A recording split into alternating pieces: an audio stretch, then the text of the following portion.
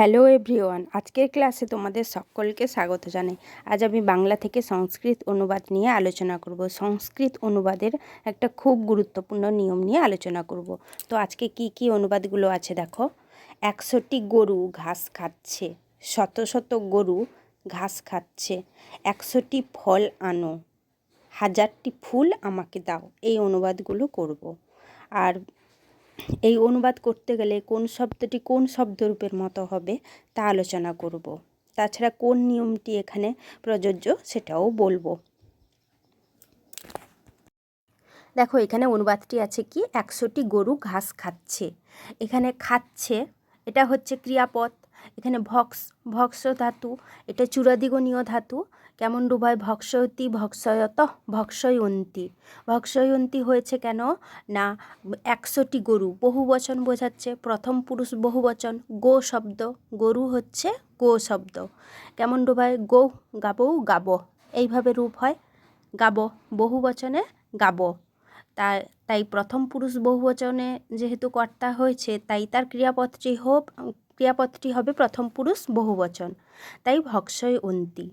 এই চূড়াদিগণীয় ধাতুর একটা বৈশিষ্ট্য হচ্ছে কি, এটা ভাদিগণীয় ধাতুর মতো, কিন্তু মাঝখানে এর একটা অন্তস্থ অ আসে। যেমন পুজ ধাতু, ধাতুটাও হচ্ছে চূড়াদিগণীয় ধাতু। পুজ ধাতুর অর্থ হচ্ছে পূজা করা, সেটাও এই রকম রূপ হয়। পূজয়তি, পূজয়ত, পূজয়ন্তী, এইভাবে রূপ হয়। তাহলে গাব ভক্ষয়ন্তী কি খাচ্ছে? ঘাস খাচ্ছে। তৃণ শব্দটা হচ্ছে ক্লিবলিঙ্গ শব্দ। কি শব্দের মতো? ফল শব্দের মতো। ফলম ফলে ফলানি, আর তৃণম তৃণে তৃণানি। ঘাস খাচ্ছে, 100টি গরু ঘাস খাচ্ছে। এবারে 100টি হচ্ছে শতং। এই শব্দটা দেখো, এক শব্দ সবসময় এক বচনে ব্যবহৃত হয়, আর শব্দটা দ্বিবচনে সবসময় ব্যবহৃত হয়। কিন্তু মানে 3 শব্দ হতে অষ্টাদশন পর্যন্ত সংখ্যাগুলি বহুবচনে প্রয়োগ করা হয়। আর ঊনবিংশতি হতে পরার্ধ পর্যন্ত সংখ্যাগুলি সবসময় এক বচনে ব্যবহার করা হয়। বহুবচন পদের বিশেষণ হলেও এরা কিন্তু সবসময় এক বচনে ব্যবহৃত হয়। যেমন দেখো, বহুবচনের বিশেষণেরা, কারণ গরু গাব বহুবচনে, এদের বিশেষণ হচ্ছে 100টি, তাই বহুবচনের বিশেষণ বহুবচনে দিতে হবে না। এখানে শত, সহস্র, অযুত, লক্ষ এগুলি বহুবচন শব্দের বিশেষণ হলেও এরা এক বচনে ব্যবহৃত হয়। তাই হয়েছে কি শতম।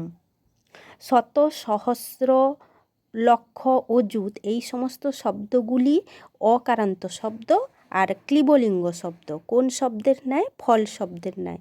আবার বলি, শত, সহস্র, অযুত, লক্ষ শব্দ কিন্তু ফল শব্দের মতো হবে, অকারান্ত ক্লিবলিঙ্গ ফল শব্দের মতো হবে।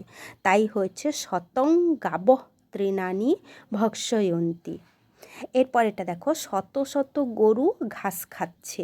এখানে যখন 100টি বলা হবে তখন শতং, কিন্তু যখন অর্থ হয়ে যাবে যে শত শত, তখন এটা আমরা বহুবচনে এইভাবে দিতে পারবো যে শতানি।